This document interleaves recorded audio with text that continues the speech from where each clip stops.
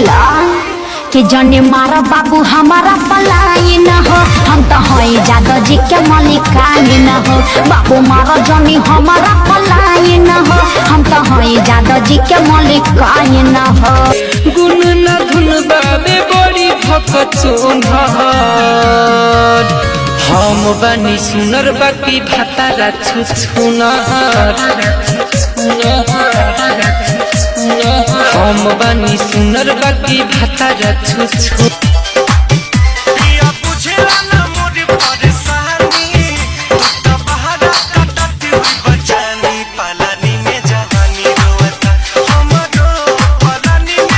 तनी हमारो की ओर तू दहकाना पिया चुआ तपसे न बेना कहन